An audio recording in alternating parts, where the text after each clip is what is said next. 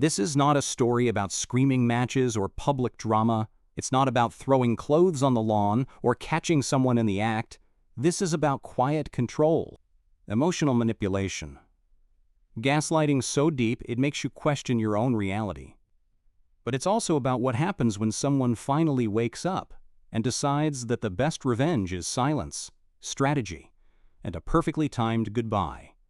You're about to hear the story of a woman who didn't break down. She broke free. He said I was crazy, that I was imagining things, so I recorded the truth and disappeared before he ever saw it coming. I never screamed, never broke plates, never cried in the kitchen at midnight begging him to change. I just waited, I observed, and one day I left without a sound. This is not a story about a loud ending. It is about a quiet, exact kind of justice.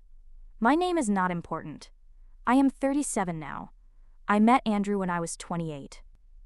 He was charming in the way that makes your friends say you are lucky. Smart. Funny. The kind of man who knew what wine went with what food. He held doors open and kissed my forehead in public. In the beginning, he made me feel chosen, special, needed. Then slowly, everything shifted. The first time he said maybe you should not wear that, it was wrapped in concern. Just looking out for you, babe. Then came the jokes. About how I always forget things. About how I overreact. About how I never listen. I started to second-guess myself. I used to be sharp, confident. Then I began to feel foggy. He said I was imagining things, that I remembered things wrong, that I had always been sensitive.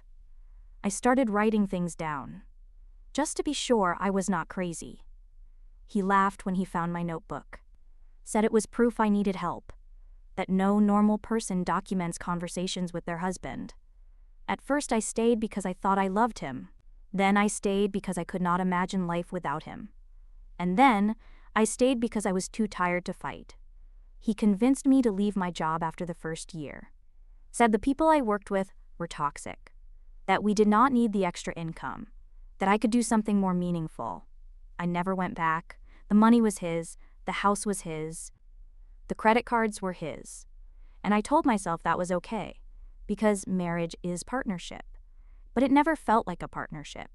It felt like performance. He would be perfect in public.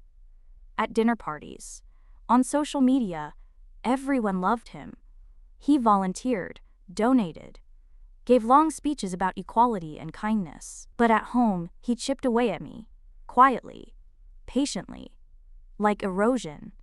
He never hit me, never yelled, just small cuts, over and over, until I forgot who I was before him.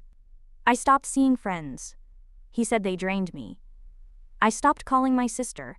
He said she filled my head with poison. I stopped buying things without asking. He said I was reckless. We had a therapist for a while.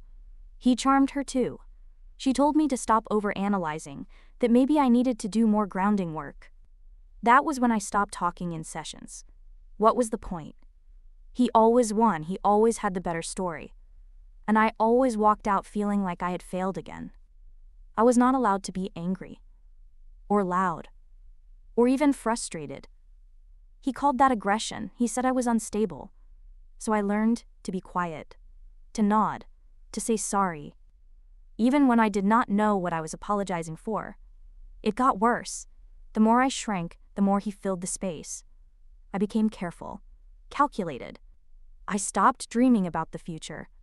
I just tried to survive the days. I told myself maybe this is what love becomes. Maybe I am just difficult. Maybe he is doing his best. And if I just do better, things will go back to the beginning. But they never did. They never do. I did not realize how bad it had gotten until the night I found the hidden account. And that was when everything changed. It started with a receipt, just a crumpled bank slip left in his coat pocket. It showed a deposit into an account I did not recognize. The name on it was his, but the account number was wrong. I asked him about it casually. He barely blinked. Said it was an old investment account, nothing I needed to worry about. I smiled, nodded, said okay, then stayed up that night and searched through every document in the house. Tax files, statements, flash drives. It took me a week. But I found it. A set of 3 accounts, all in his name, all active, all hidden from our shared financial view. One of them had over $80,000. The others were smaller, but consistent. Every month, small deposits from what he claimed was our joint income. He had been siphoning money for years, saving it somewhere I could not touch, somewhere I could not see, and the moment I saw the balances, something clicked inside me. This was never a partnership. This was ownership. He owned my time, my labor, my silence. He used love as a leash and money as the chain. I sat on the kitchen floor that night and shook, not from fear, from rage. But even then, I did not scream. I did not confront him. I just started planning. I bought a burner phone, in cash, created a new email. I contacted a lawyer, not someone in our town, someone 2 states over, referred by a friend of a friend. I told her everything. She listened without interrupting, then said calmly, "You need a long runway, get what you need, and then disappear." So I did. I scanned every document I could find. I photographed bruises he said I imagined.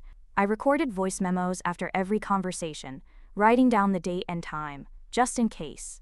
I started saving screenshots, passwords, old texts, everything. I moved money in tiny amounts into a new savings account under a name he did not know, less than 100 at a time. Just enough to stay unnoticed. I applied for remote jobs under my maiden name. Got interviews. Said I was planning a move. Within 2 months, I had an offer. It was not much, but it was enough. And then came the final crack. I was cleaning out the closet when I found the second phone, hidden in a shoebox behind old running gear. It was locked, but the code was his birthday. I wish I could say I was shocked by what I found, but I was not. Photos, messages, flirty texts to someone half his age. A coworker. I recognized her from a party months before. She had smiled too long at his jokes, stayed too close. I read the texts. How he said I was boring. How he said I was needy. How he said I was losing my mind and he was just being patient. My hands did not shake. My face did not flush. I felt nothing. Just cold, sharp, clear. I put the phone back. I said nothing. I cooked dinner that night like usual. We watched a movie. He fell asleep on the couch. I looked at him and felt nothing. No sadness, no anger, just confirmation. I was done. Over the next month, I filmed the video. Quietly, in the guest room.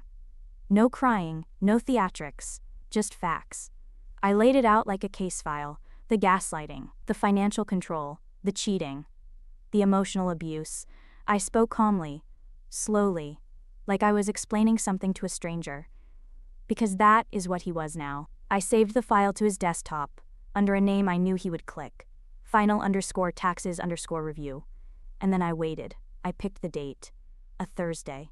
He had a golf event. Would be gone all day. I packed everything I needed. Just a suitcase. Some saved cash. Flash drive. ID. The burner phone. I locked the apartment. Left the keys on the table. And left a note with one line. Play the video. I got on a bus. Drove 6 hours to a city where he would never think to look. Checked into a furnished studio I had arranged through a friend. And turned off my old phone for good. The first 24 hours were quiet. He must have gotten home and seen the note. Played the video. I pictured his face. Confusion first. Then disbelief.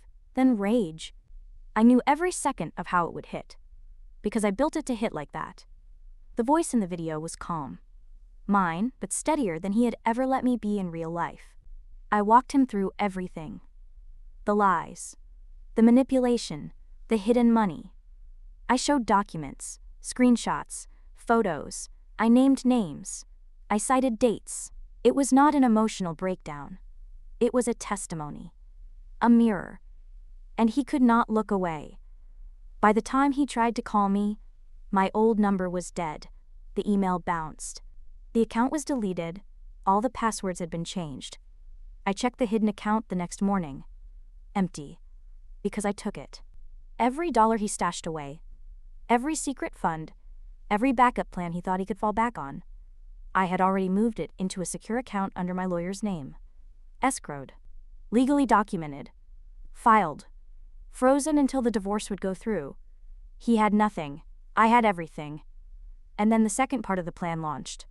The video was not just for him. I sent it to 5 people. His boss. His parents. Our mutual couple friends. No commentary. No explanation. Just the file. I never saw their replies. I never needed to. All I wanted was for them to know who he really was when no one was watching. For once in his life, he did not get to control the narrative. The first sign that he was spiraling came 3 days later. My friend who worked in IT sent me a message through my new secure inbox. He said Andrew had tried to access my cloud storage multiple times, failed every time, then tried to reset the password, then locked himself out. I smiled.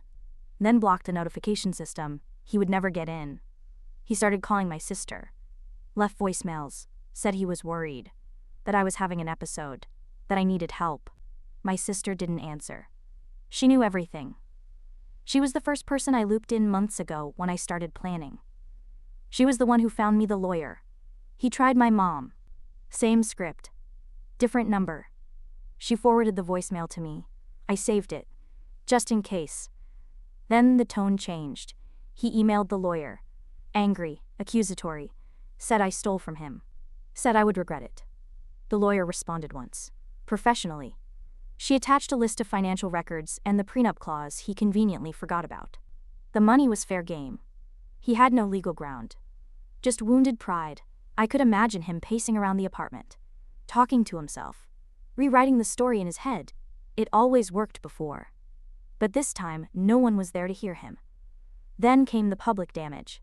A coworker posted something vague about men who preach kindness but live cruelty. Then another post. Then a reply. It spread. Not viral. But enough. Enough to leave a mark. Enough to peel away the mask he wore so carefully. Within 2 weeks, his professional reputation was cracked. Within a month, it was bleeding. Someone filed a complaint. HR launched a quiet investigation. I was not involved. I did not even know all the details. But I heard enough to know he was no longer untouchable. He tried to email me once more. This time the tone was different. No anger, just confusion. He said he missed me. Said he was sorry if he ever made me feel small. That he was going through a hard time. That he did not understand why I was doing this. That maybe we could talk. I stared at the message for 5 minutes. Then archived it. No reply. No closure. He wanted me to be the same version of myself that always forgave. Always bent. Always stayed. But she was gone. She had been gone the second I hit record. I was not his mirror anymore. I was not his echo. I was the silence that finally meant something. It has been 11 months since I walked away. I do not keep count like a prisoner marking days on a wall. I keep count the way someone counts miles after leaving a burning house behind. Not to remember the fire, but to remind themselves how far away it is now. I live in a different city. My apartment is small, bright, quiet. I wake up alone and do not panic. I make my own coffee and sit on a balcony with no fear of who is about to walk through the door. No rehearsing conversations, no double-checking expressions, no tight smile to keep the peace. Just me. Just peace. I have a remote job now. It does not pay as much, but it is mine. I use my name again. My real name. No more passwords I do not know. No more phone accounts in his name. No more feeling like a guest in my own life. He still tries to contact me sometimes. A message every few weeks. Sometimes it is kind. Sometimes it is furious. Sometimes it is desperate. I do not answer. Not because I want to punish him. Because there is nothing left to say. When you burn someone slowly for years, you do not get to ask why they do not want to rebuild the house. The divorce finalized last month. My lawyer said it was the cleanest case she had handled in years. Everything documented, every file backed up, every step legal. He signed because he had no leverage left. No money. No support. No narrative. He tried to paint me as unstable. But he had already been unmasked. There was nothing left to hide behind. His parents never spoke to me again. I did not expect them to. They believed his performance for too long. It would cost them too much to admit they had clapped for the villain. Some mutual friends reached out quietly, said they were sorry, said they should have noticed. I told them they were not the ones who had to.